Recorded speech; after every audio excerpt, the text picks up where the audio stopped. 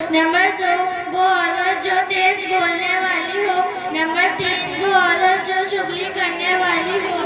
Number 4, वो औरत जो गीबत करने वाली हो। नंबर 5, वो औरत जो हर वक्त मौत मांगने वाली हो। नंबर 6, वो औरत जो बाल खोल कर चलने वाली हो। नंबर 7, वो औरत जो बिना जरूरत घर से बाहर निकलने वाली हो। नंबर 8, वो औरत जो हर वक्त वो एहसान जतलाने वाली हो। नंबर 9, वो औरत जो गीबत करने वाली हो। नंबर 10, वो औरत जो बिना जरूरत की और जाने वाली हो। अस्सलामु अलैकुम व रहमतुल्लाहि व बरकातुहू। माशाअल्लाह। ये 10 गुनाहगार औरतें, उसमें से एक गुनाह का जिक्र किया कि बिला जरूरत घर से बाहर निकलने वाली।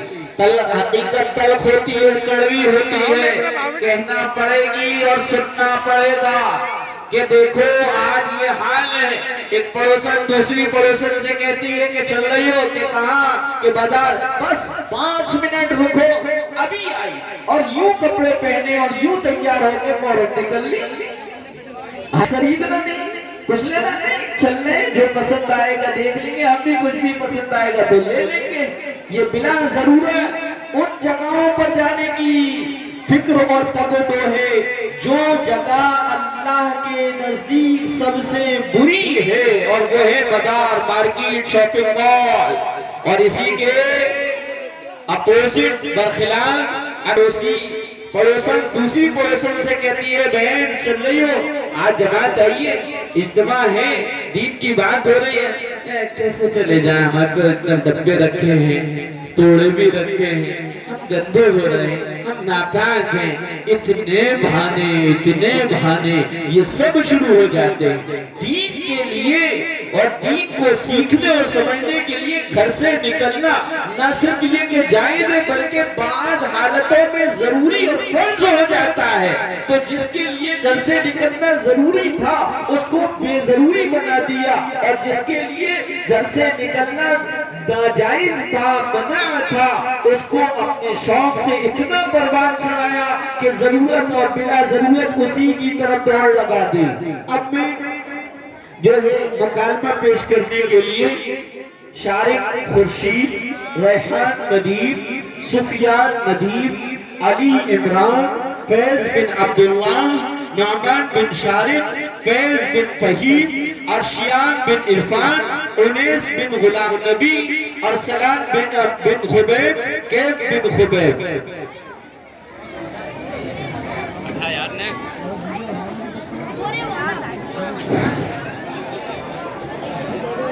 आते हैं वो यार, कुछ लोगों के नहीं।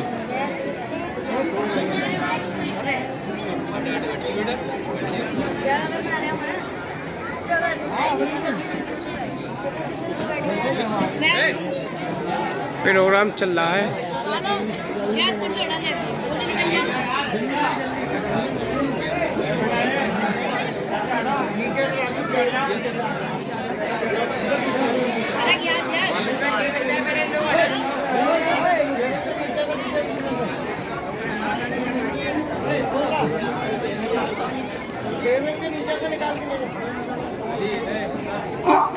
अरे ये बताओ कि वो कौन लोग हैं जो नमाज अदा नहीं करते, जिनको नमाज नहीं आती?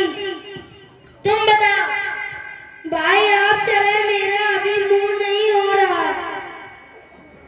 अब आप लोग बताइए, क्या हम मर चुके हैं, या हमें नमाज नहीं आती, या हम मुसलमान ही नहीं है? नहीं, बल्कि ऐसा बिल्कुल भी नहीं है, क्योंकि हम मुसलमान भी हैं, हमें नमाज भी आती है, और हम मरे भी नहीं, बल्कि जिंदा और सही सलामत है, फिर भी हम नमाज नहीं पढ़ते। अगर कोई हमसे नमाज के लिए चलने को कहे भी तो फिर हम बहाने बनाने लग जाते हैं। कोई कहता है मेरे कपड़े नापाक हैं, तो कोई कहता है मेरा मूड नहीं है, कोई कहता है मुझे टाइम नहीं मिलता, कोई कहता है अगले जुमे से नमाज शुरू कर दूंगा, कोई कहता है कोशिश कर रहा हूँ, आप दुआओं में याद रखें, कोई कहता है आप चले मैं आता हूँ, कोई कहता है अगर मैं चला गया तो दुकान कौन देगा। हम लोग इसी तरीके के बहाने बनाकर नमाज से रुक जाते हैं, और ये बातें मैं अपनी तरफ से नहीं बना रहा हूँ, बल्कि जबकि हम हकीकत में ऐसे बहाने बनाकर नमाज पढ़ने से इनकार करते हैं। चलिए आइए मैं आपको इसका डेमो दिखाता हूँ। जी भाई, मुझे आपसे ये कहना था कि नमाज का टाइम हो रहा है, आइए नमाज पढ़ सकते हैं। भाई यार मेरे कपड़े नापाक हैं। भाई आप चलिए। भाई अगले जुम्मे से मैं पक्का नमाज पढ़ूंगा, अभी आप चले जाएं।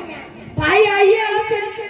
भाई मैं कोशिश कर रहा हूँ, नमाज सुनो जल्दी आप मेरे लिए दुआ देना। अरे भाई आप तो चलिए।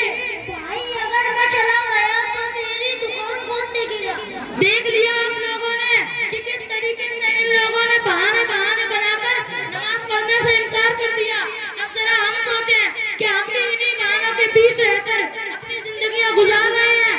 क्या हमें नमाज छोड़ने के नुकसानात नहीं मालूम?